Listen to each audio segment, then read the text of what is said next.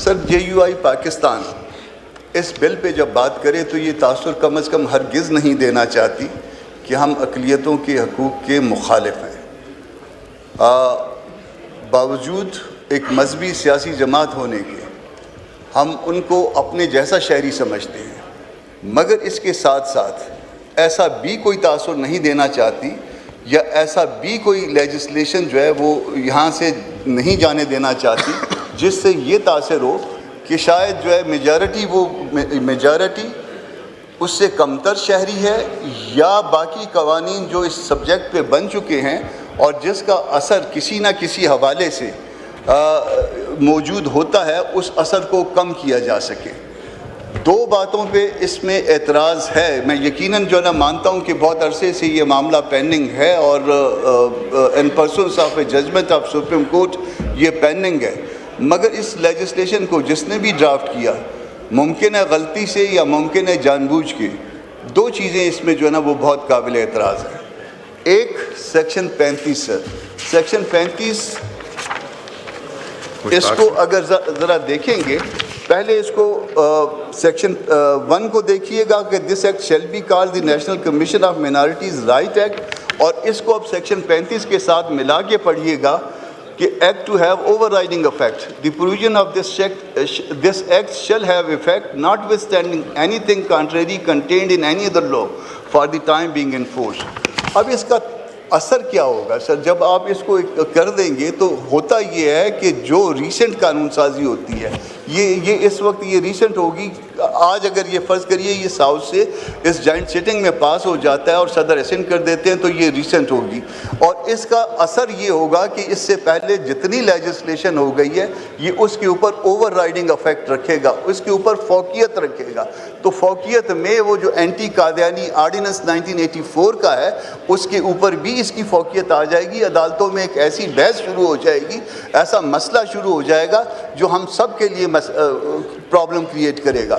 تو میری تارڑ صاحب سے بات ہوئی ہے، اعظم تارڑ صاحب سے متوجہ ہوں، انہوں نے بھی گو کہ اس میں ایک تجویز کی ہے امینڈمنٹ کی، مگر میرا خیال ہے کہ اس سیکشن کو سیکشن 35 کو ایز اے ہول اومٹ کرنا ہوگا۔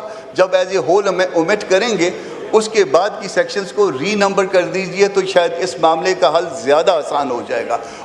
اس کے ساتھ ساتھ ایک اور بات بھی ہوئی ہے، میں نے ان کی توجہ جو ہے مبذول کروائی ہے سیکشن 12 کے کلاس ایچ پہ، جہاں پہ سو موٹو کا اختیار بھی آپ نے کمیشن کو دے دیا ہے۔ ایک طرف آپ عدالتوں سے سو موٹو کا اختیار لے رہے ہیں اور دوسری طرف کمیشنز کو یہ اختیار دے رہے ہیں، تو اگر کسی کو تکلیف کرنی ہے تو ایک 4 روپے کی درخواست جو ہے وہ اس کمیشن میں داخل کر سکتا ہے۔ تو یہ سو موٹو کا اختیار جو کمیشن کو دینا ہے یہ بھی یقیناً آپ کے اپنے اس جو آپ نے ابھی امینڈمنٹس ریسنٹ امینڈمنٹس کی ہیں اس عمل کی منافی ہو جائے گی۔ تو یہ سو موٹو کا اختیار کمیشن کو دینا، عدالتوں سے لینا اور یہاں پہ دینا یہ بھی درست نہیں ہے۔ تو یہ دو چیزیں کم از کم اومٹ کر دیں، تو یہ دو چیزیں اومٹ کرنے کے بعد جو ہے وہ اس کو کہہ سکتے ہیں کہ ہم قابل قبول ہو گیا ہے، اور اس پہ میرا خیال ہے کہ ان کو بھی کوئی اعتراض نہیں ہے۔ سر اعظم صاحب، آپ اس پہ صرف یہ جو ٹیکنیکل ایشو اس پہ بات کر لیجئے، پھر راجہ صاحب بات کریں گے، ایک دو اور دوست کریں گے، میں سر اسی لیے ایک لارجر کمیٹی تشکیل دی گئی جو کہ نیشنل اسمبلی کی اسٹینڈنگ کمیٹی تھی، اس میں تمام اقلیتی جو MNA سے وہ تھے، پھر معاملہ بھیج دیا گیا سینٹ آف پاکستان کو۔ سینٹ آف پاکستان میں سر سید علی ظفر صاحب نے اس کمیٹی کی سربراہی کی، اور یہ تقریباً 6 ہفتے معاملہ پینڈنگ رہا۔ اس میں دونوں اطراف کے جو اقلیتی سینیٹرز اور MNAs ہیں انہیں بھی بٹھایا گیا۔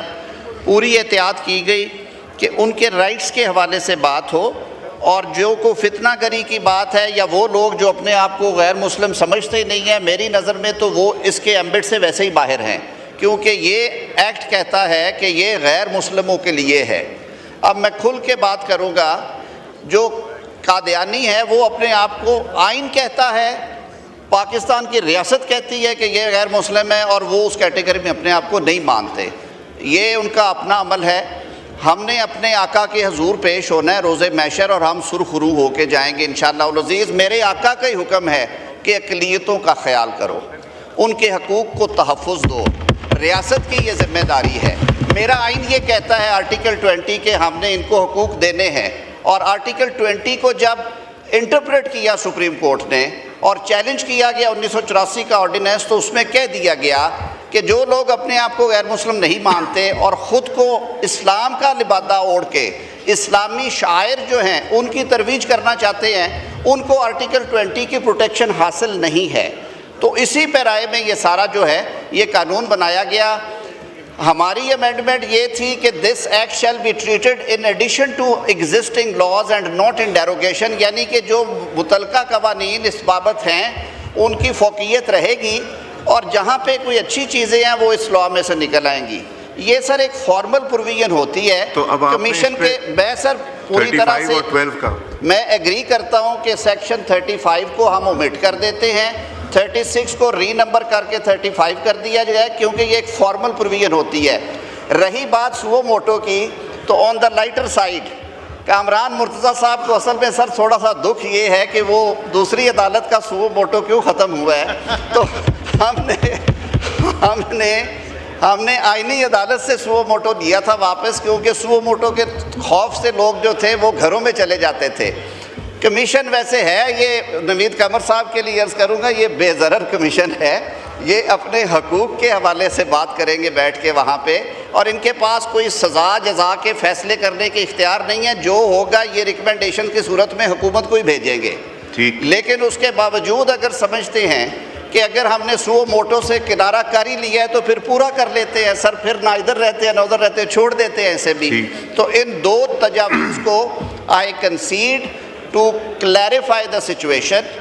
اس کے ساتھ سر میری یہ استدعا ہوگی کہ اس کو 12 سال سے سر یہ پینڈنگ ہے، اس کو پاس کر دیا جائے۔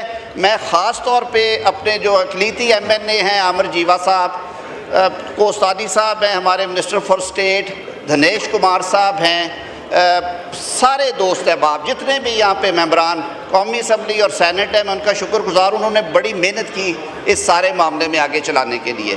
ٹھیک ہے، تو سر ان وضاحتوں کے ساتھ I request this house to pass this bill. Sir میں نہیں، ابھی میں باقی ممبران کو دوں گا، مگر آج یہاں بھی تو 100 موٹو ہو گیا۔ عالیہ کامران صاحبہ نے کامران مرتضیٰ صاحب کے خلاف 100 موٹو لے لیا آج۔ جی مولانا فضل الرحمان صاحب۔ جناب اسپیکر، محترم وزیر قانون صاحب نے ایک بات کہہ دی کہ جی قادیانی تو اپنے آپ کو مسلمان کہتے ہیں، وہ تو آئین کو مانتے نہیں ہیں، شاید انہیں قادیانیوں کی چالاکیوں کا پتہ نہیں ہے۔ جس وقت سن 1974 میں وہ غیر مسلم اقلیت قرار دیے گئے آئینی طور پر، اور جناب ذوالفقار علی بھٹو صاحب کی حکومت میں ان کو کچھ مخصوص نشستیں پنجاب اسمبلی میں دی گئیں 2 یا 3، تو وہ انہوں نے فل اپ کر لی۔ جب انہوں نے فل اپ کی تو ان کی جو جماعت ہے، جو اپنے آپ کو جماعت احمدیہ کہتے ہیں، انہوں نے کہا کہ یہ ان کا انفرادی عمل ہے، ہم اس فیصلے کو تسلیم نہیں کرتے جی۔ تو یہ اس سے فائدہ بھی اٹھاتے ہیں، پھر بعد میں کہتے ہیں یہ ان کا انفرادی عمل ہے۔